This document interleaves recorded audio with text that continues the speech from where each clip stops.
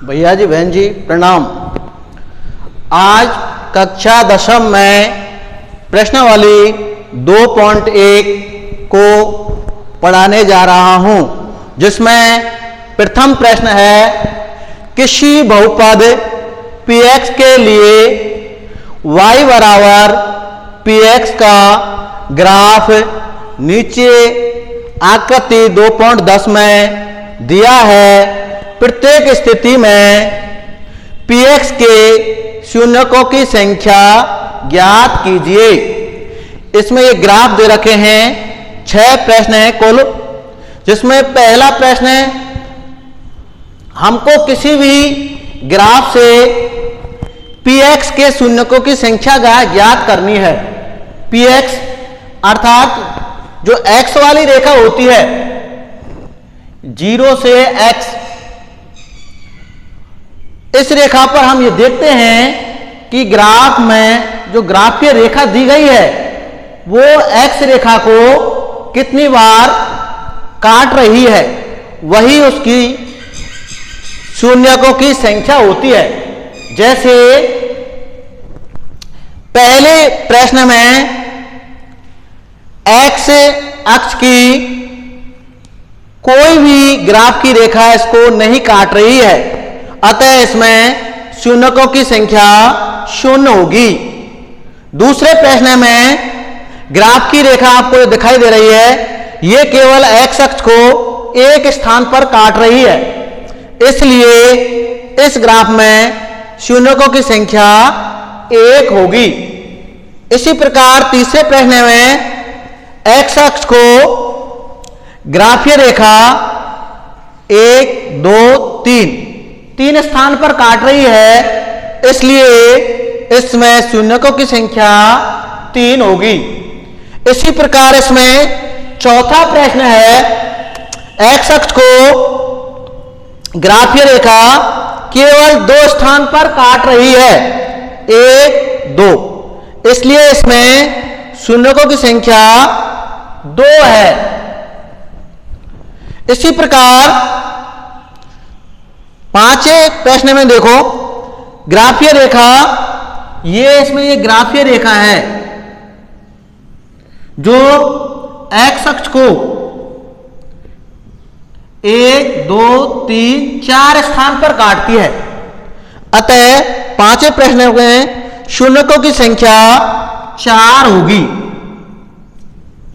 इसी प्रकार छठवां जो प्रश्न है उसमें ये x अक्ष है और इसमें ग्राफीय रेखा 1 2 3 x अक्ष को 3 स्थान पर काट रही है, अतः इसमें शून्यकों की संख्या 3 होगी।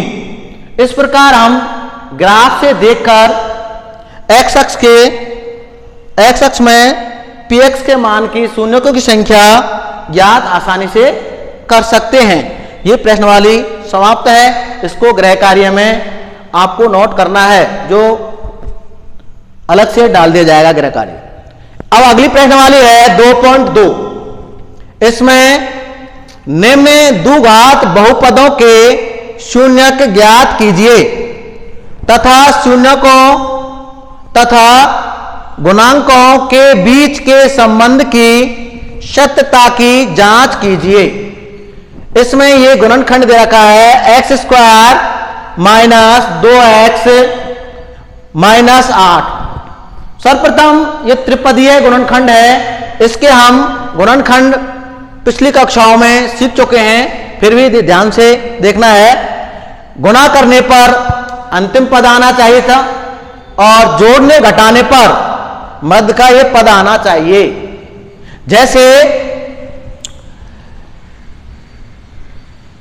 x² - 4x + 2x, 4x minus के हैं और प्लस के 2x हैं, 4x में से प्लस के 2x जाएंगे तो माइनस के 2x बच गए। और गुणा करने पर माइनस के 4 गुणा माइनस के प्लस के 2, इससे गुणा करेंगे 4 × 2, तो 4 दूनी के 8, चिन्ह माइनस प्लस में से माइनस रहेगा। तो इस प्रकार से इसके ये गुणनखंड हो गए। इसको लिख सकते हैं x square minus 4x plus 2x minus 8 बराबर 0। अब हमें इसमें a का मान निकालने के लिए एक्स स्क्वायर के आगे एक्स स्क्वायर का जो गुणांक होता है वो a का मान होता है, और b का मान निकालने के लिए x का जो गुणांक है, x के आगे जो संख्या है वो b का गुणांक है, और अचर पद माइनस c बराबर 8 माना है। यहां पर एक्स स्क्वायर माइनस 4x में से x कॉमन ले लिया है, x का भाग दिया है इसमें x माइनस 4, इसमें 2 कॉमन लिया है, 2 का भाग दिया, 2 एकम 2, x बच गया, 2 का भाग दिया तो माइनस 4। इस प्रकार ये दोनों कोष्टक मिलना अनिवार्य है। यदि ये दोनों कोष्टक नहीं मिलते हैं तो आपका गुणनखंड गलत है, इसलिए दोबारा से देख सकते हैं उसको। अगर चिन्ह में भी अंतर है तो उसको ध्यान से देखना है। तो यहां दोनों के चिन्ह भी समान है और संख्या भी समान है। एक तो इस कॉमन लिए हुए संख्याओं को लिखेंगे x प्लस 2, और इन दोनों गुणनखंडों में से एक को लिख देते हैं। अब इनके बराबर x प्लस 2 बराबर हम 0 रखेंगे, और x बराबर पक्षांतर करने पर x बराबर माइनस 2, ये एक शून्यक प्राप्त हो गया हमको। इसी प्रकार x माइनस 4 बराबर 0, पक्षांतर करेंगे x बराबर 4, ये भी हमको एक शून्यक प्राप्त हो गया।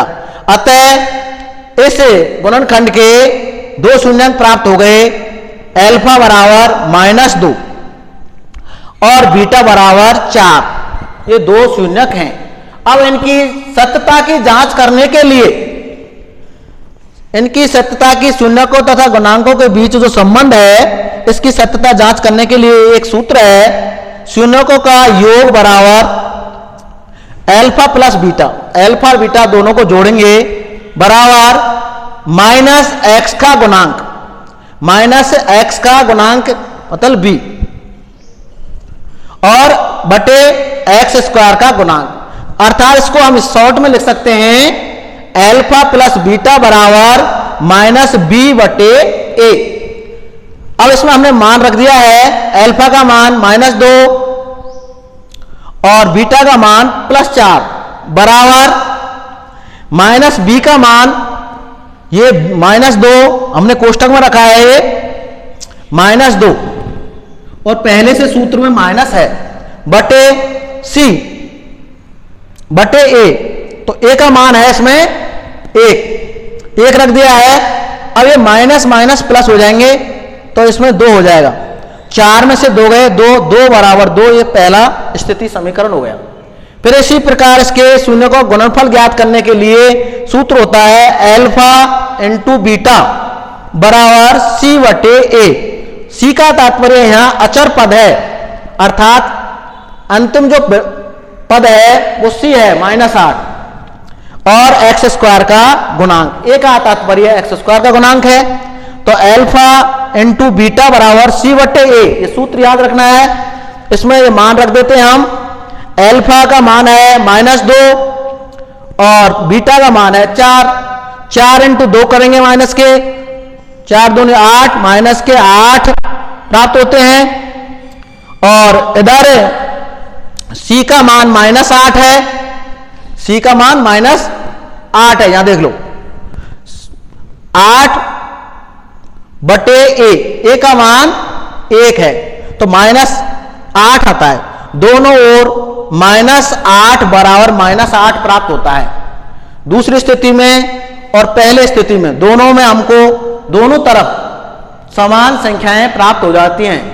इससे दोनों स्थितियों में संबंध सत्य है।